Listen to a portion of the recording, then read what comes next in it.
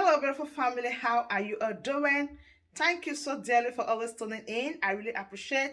Today, the first time you are coming across us, so you are hearing this voice for the first time. We still remain Progress News, and we give you all the latest updates. Remember, in this platform, we react to all videos, and your opinion is highly needed. So sit back, watch this video, and I'll be right back.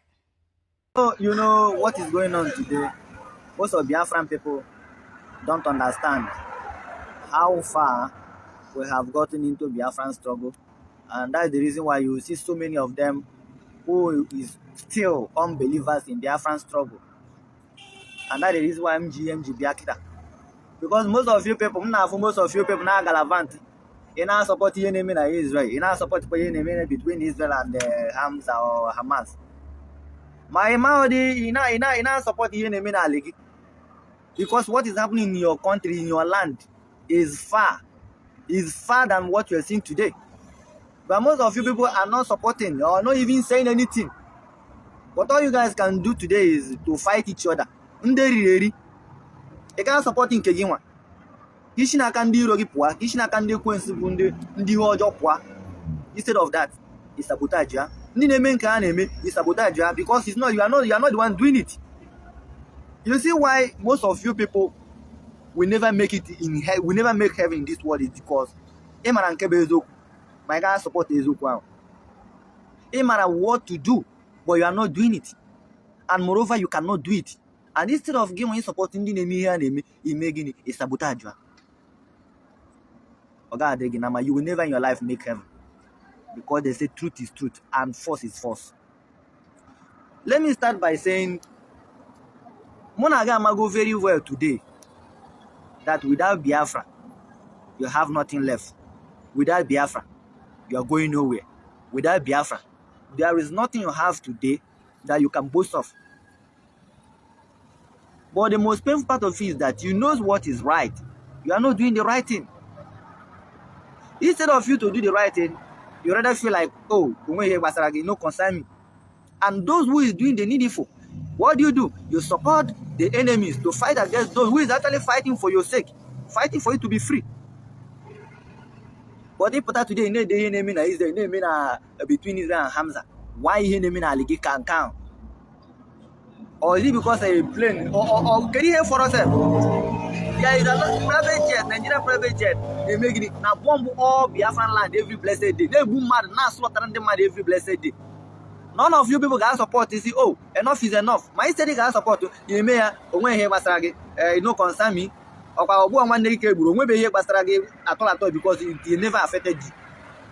And all of you are living like that. Why you know what is right? But stop now and a good moon. At least sometimes you have to reason in your life. Say, okay, if these people are not even my blood brother, what about the language you now start? Because on a phone now so you will come on. I will never see something that will harm the person. My guy no reba because when he was raggy, you know reba and a woman gonna talk it. Abanya ye goes in one sabotage enemy is sabotage. Abanya ye when they point to any man, he be the point. Abanya ye goes in one way he do this thing and we do this, we offer this. You are doing it. And you think that those people that you are supporting, that they are killing your people, you think they will ever trust you? Because most of you people today who know the right thing, you are not doing it.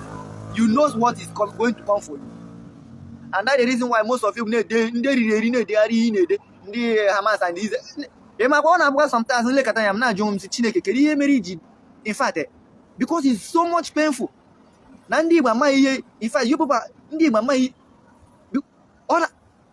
do you people actually realize how blessed the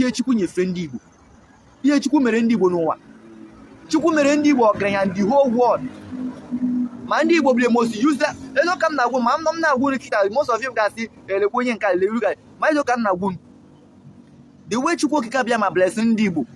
I am a jack. I name moon wine. Now, name moon wine. All these things we are doing to ourselves. It's very shameful. Because on a bomb now, Ilia in a legal kita. When you government, when you so-called government of Nigeria, because Ilia and all these people are contractors. I've been contractor. They are some. And then you were Ghana for Yoruba man. No, that Tunubu has not be president or whatever. No, president. Now, when the Bunde, where I saw up, Man didn't know whether you president and you anything. The man say from east to anything called Nigeria as a government, that as an Yoruba man, as an Igbo man, here once you are being given anything called a position, you are a contractor. You're only there. But the leader, the people, the head, they are there. They are the one controlling the office. And it is right. Look at the so-called on the governor, on the whatever they call them in Igbo land. So useless as nothing. Look at them.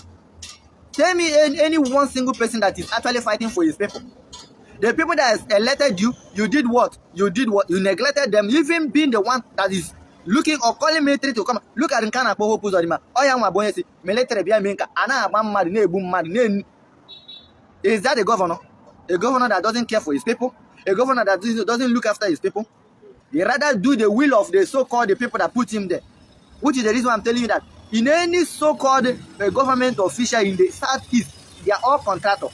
Including Nkatnobu, Tinubu. All of them are contractors. There is no any office they find themselves today that makes them, I mean, as in, our people elected me in this office. No. All of them are contractors. And these are the reasons why Mazinam Kanji, but I say enough is enough. I can't be there seeing what is going on today. And this will continue. Can you hear me? And they was Mazinam Kane Kutego nke ageme until the end of the day. They might be making it back on. And this now after Mazinam Dekano, they are the next person making it at the end of the day. I got a refer Mazinam Dekano. Can you hear Mazinam Kanacho? Can you hear Busu Mazinam Dekano? Mazinam Dekano. In fact, on about sometimes you check with the history of Mazinam Dekano. The promise is saying this man, let us give you this, let us give you all your way, let us give you investment all over the world, let us put you out. We want to put you out from this so called. In fact, just for you to come on your hand in anything concerning Nigeria. Mazinam can go chiri sing back. Now the way you rather the freedom of his people. Then on your share found in the that I pay for two cabin blessed time the same time of Bukandi born. Because when you go up Patakita, and you feel like Undi Boninita, and you feel going when the rain one name work a year. Because when we have any tribe, no one in it, no one. Any rego kaya, or 20 go see me, and you go to one refon you in everything information and one labor on the way, in a one name, Maki, go, Lepani, Jigami. Oh, Hendy, or Kamama, Mary Mazanam Dikan.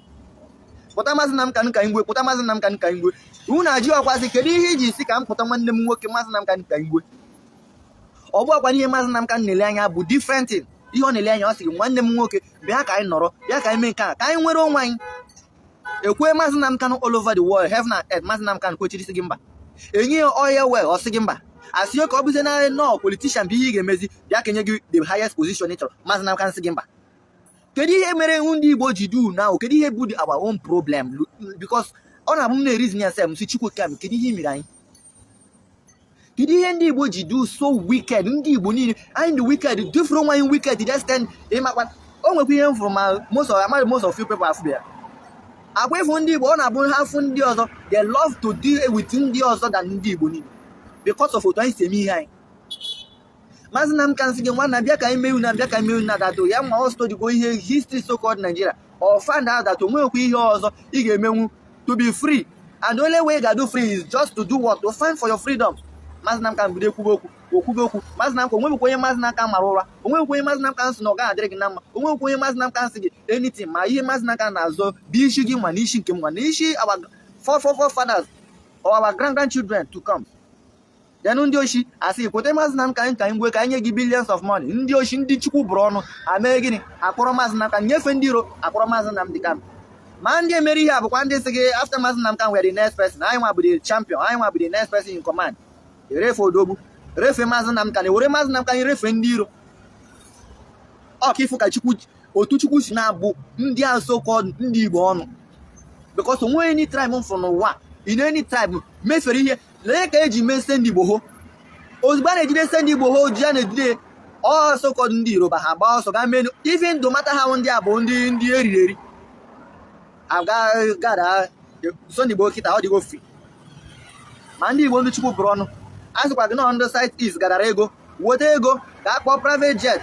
Even most of Ego Jime, Gadanya friend Yoshindi Indians and after Mazinam can wear the next command. ego niile a nyefere ndị a ọkwa most of ego a bụkwa ndị nchukwu bụrụ ọnụ ndị South East.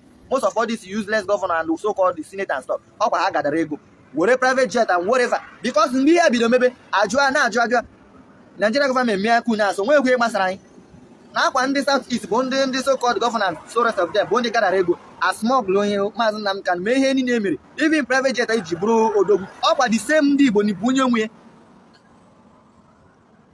ọkụ n'ụfụ ka Chukwu si buo anyị ọnụ ma anyị nwa bụ the most blessed people. Ọ ndị Igbo bụ ndị Chukwu goziri agozi ebe ọbụla gara kịta na-ekwu okwu maka ndị Chukwu goziri n'ụwa a na-ekwu okwu ndị Igbo ebe ọbụla ịtụbara ịbara abasị gị a na-eme biznes si nka ọ ndị Igbo ebe ọbụla ịbara abasị ọ ndị Igbo ma otu aka Chukwu si buo anyị ọnụ as well because ihe anyị na-eme Chukwu goziri anyị agozi nye anyị everything anyị ji aka anyị na-erefu onwe anyị esi gị were maazị Nnamdi Kanu ka anyị gbue eji ọkwasị gị odogwu ka ihe maazị Nnamdi Kanu mere isi ka anyị wetara gị maazị Nnamdi Kanu mgbe iji ọkwa ajụjụ i were maazị Nnamdi Kanu of course ego na enyefe gị ego unu nke adụ ka ego n'ụkpa nkata nyefee maazị Nnamdi bụrụ maazị Nnamdi Kanu nyefee ndị iro eburu maazị Nnamdi Kanu ndị ochi ndị Chukwu bụrụ nche na erefe maazị Nnamdi Kanu Biafran struggle nwugo ma ihe m chọrọ iju nkịta bụ WhatsApp kedu ihe na-eme kịta adị m very sure na you people never expect it and that is the reason why most of you na-agba haters and onye ọbụla na-agbara ebe it will be well for them. Everybody is now running haters where to put head, but you forget the cause, the root of all that is happening today. And most of people knows what is right. You know what is the best. You know what is going on in your land. You know how people are being maltreated because it's so shame that so-called all these junkies, everybody is writing Israel and Hamas. But is it helicopter they are bombing you every blessed day? You people are seeing it all. But today you are the toppest news broadcasters. You are toppest news sharers. Oh, to Chukwu say me. Because here name ala Biafra kita. All they make because most of people are still confused. I know Chukwu jipoto nyo potore kita Maazị Simon Ekpa the prime minister. One me name. Because if I thought that most of people knows very well that only the Maazị Simon Ekpa will emerge, I believe that most of people, these criminals who thought after Maazị Nnamdi Kanu, Biafra struggle have ended. You believe so much that after Maazị Nnamdi Kanu being captured, Biafra struggle is now game. Of course, Nureshi Maazị Nnamdi video baba game. Chukwu wopte konyo wopte kita Maazị Simon Ekpa the prime minister of Biafra, government in exile. Obido maybe her name. That is the same thing you said you don't want to hear from Maazị Nnamdi Kanu. Now the prime minister of Biafra, Maazị Simon Ekpa, is now saying the same thing because this is the reason why Maazị Nnamdi Kanu was abducted, was kidnapped and smuggled to Nigeria. He was because the man was saying what the world need to know. So my wonderful family, that brings us to the end of this update. Do well to like the video, share and subscribe. Thank you and bye bye.